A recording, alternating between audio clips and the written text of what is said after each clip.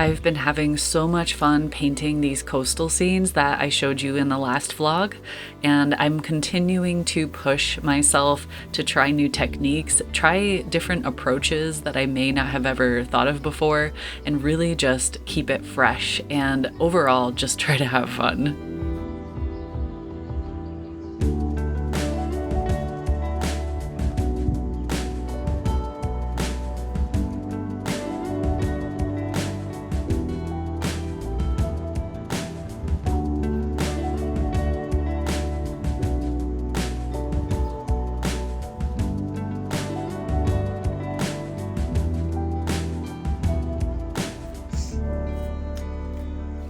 Each of these paintings takes me anywhere from a week or up to 2 months. I like to give myself enough time between sessions to really contemplate where I'm at with the painting. Oftentimes I let things dry for a few days and think about them, move on to something else in the meantime, so I have a lot of overlapping paintings going on at once. Most importantly, I don't allow myself to hold anything too precious, especially at the beginning, because so often I will paint over something or even start over in certain areas, and it makes the painting a million times better. And if I'm afraid to do that, I lose out on so many opportunities.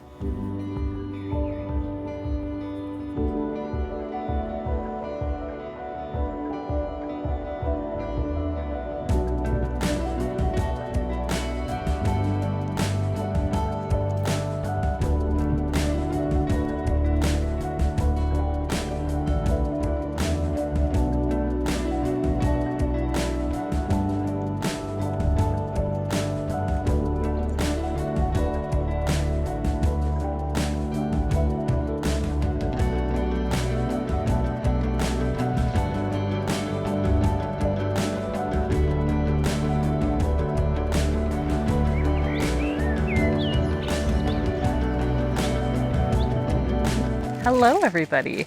I really hope this isn't too loud. I decided that while we're chatting, I would defrost these peas on my wrist like this. No, I'm just kidding. I actually injured my hand/wrist, and I currently cannot even hold a pencil. So I'm icing it very often, and I am going to be taking the next several days off of any strenuous activity, no serious drawing or painting. I'm gonna maybe sketch here and there, but like nothing serious, just to give it a rest, because it's a repetitive stress injury, and I've had it for years, and it seems to flare up whenever I'm this inspired, because I paint nonstop and I draw nonstop and I edit videos nonstop. But the timing is pretty good because we are going away this weekend. We're going to the mountains with Wolfie's 2 friends, or they're my friends as well. But we're gonna go explore the mountains. We're gonna go on a lot of hikes, so I'll be taking lots of photos and videos. I don't know if I'll be able to paint at all, so it'll be good to rest the hand. I have a doctor appointment in 2 weeks to see what's going on, because it's getting worse year by year, and it could be a lot of things. I've been like training myself how to do things with my left hand. I'm determined to learn how to draw and paint with my left hand, which seems impossible right now, but I know it's not. So I'm gonna just like little by little each week devote a little time to it and do like very basic things. I can paint way easier with my left hand than I can draw. Because drawing is more like precision movements. But besides that, I've been doing lots of order packing, sending out lots of prints and stickers and books. Speaking of books, do you guys want to hear the latest drama with my books? I don't even know if I've shared any of this along the way, but so I did my Kickstarter in January or December and January. So 5 months ago.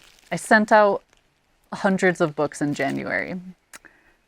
A lot of people in the United States over the last couple months have been reaching out to me saying their books never arrived. And I was like, okay, I will send you new books. Maybe if you want, you can upgrade to tracking this time for peace of mind. But either way, it was just like, I'll fix it. Because I assumed like with the pandemic and all the stuff that's going on, shipping lines are just really messed up and everything is delayed or getting lost. So I just have to take that loss as a business owner. It's literally it's part of doing business. You have to kind of factor that in when you start selling physical products worldwide. So anyways, I was, taking the hit and I did get some of them reimbursed by the Postal Service, but it's such a tedious process. It's like over 20 minutes to do one of them because you have to provide like receipts and proof of mailing and all of this other stuff that you have to upload. So if you're not very organized like me, you have to go rummaging through lots of folders and binders and nooks in your office looking for receipts. So yeah, this week, 5.5 months later, I've had a few people reach out to me and say their books just arrived. So a few people who I have sent new books to now have double the books. And some of them are so incredibly generous that they said they would offer to ship one of the duplicate books, I guess, to someone else in need in the US. Like if someone else reaches out to me and says their book's never arrived, that person in the US can now ship the duplicate books to that person if they all agree. Obviously, I would never like force anyone to do that.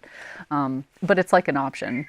The other thing is I thought maybe I could like volunteer my brother, which I don't know if he watches my videos or if he knows about this, but I'm going to ask him if like maybe they could send their extra books to him because he's in the US, and then when I visit someday, I'll just bring them home with me or something. I don't know. It's a thing. So that's happening. And get this. Someone this past week, I had sent them replacement books because they'd never received their original books. The day they received their new replacement books, they also received their original box. Like, what is that? And it's even date stamped January 2022. Like, so yeah, it's crazy. I don't know what's going on. Know that as a business owner, I'm responsible for making sure people get their products. That's how it works.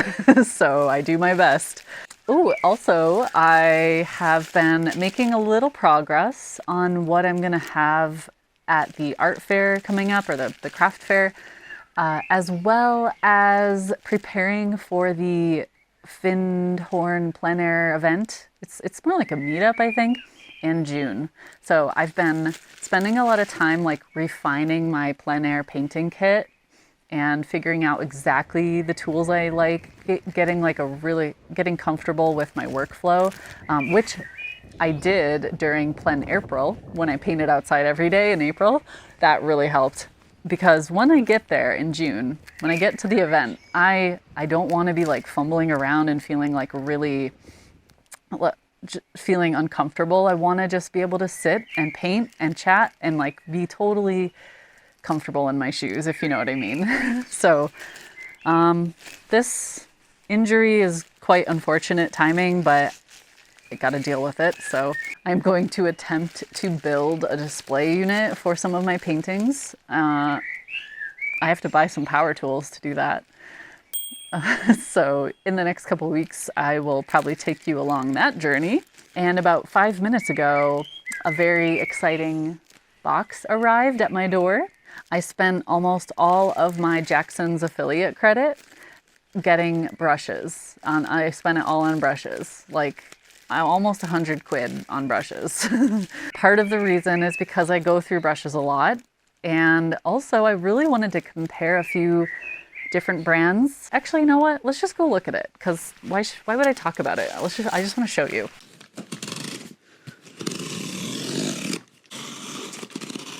Why did they send it in such a big box? It's just brushes. Oops. Okay.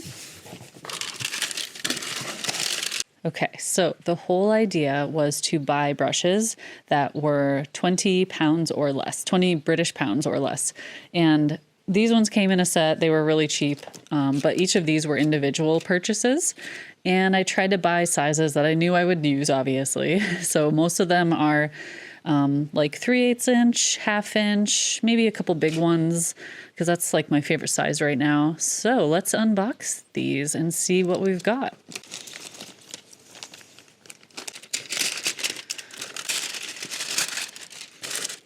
I am definitely in the mood for like very soft bristles lately. Okay, we have hand over 1/2 inch Golden Taklon brushes, very soft, springy bristles, which I love. We have one Pro Art brush, which is a 1 inch, very soft bristles as well. Big, juicy bristles from the look of it. We have two Jackson's brushes. This is their Silverline series, which I think might be Golden Taklon hairs. I'm not totally sure. And their Studio Synthetic. This is the 3/4 inch, and this is the number 16, which kind of looks like a 1/2 inch. We have one Da Vinci Castaneo brush, which is like a size, or this one is size 16, which I think is about a 3/4 inch. The bristles definitely are quite thick, so I'm hoping that means they hold a lot of water. Then we have the Aquafine by Daler-Rowney, which I have quite a few of these already, but I don't have a 1/2 inch yet, so I got the 1/2 inch. And this is a brand I've heard of but never tried, Royal Langnickel. These are the Crafter's Choice, so these are the Golden Taklon and this White Taklon.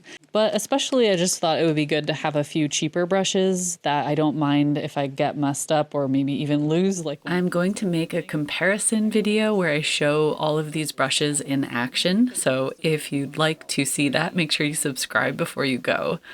In other news, I don't know if I've updated you on how I've been sealing my gouache sketchbooks. I still use the Dorland's Wax Medium. It's amazing. When I use it on toned paper, when it's wet, it looks like it's staining the paper. It makes it look darker. But as soon as it dries, it's completely clear. So that there's no like weird smudges on the edge of my paintings. I especially love it for my sketchbooks because when I'm outside painting, sometimes I drop my sketchbook or suddenly it rains, or I actually once even spilled a water container in my backpack and it got on the edge of my sketchbook, and I was freaking out thinking, oh my God, my paintings inside are ruined. But luckily I had sealed them with the wax. So just wanted to update you all on that and let you know that if you are looking for something like this, it has worked really well for me over the past year or so.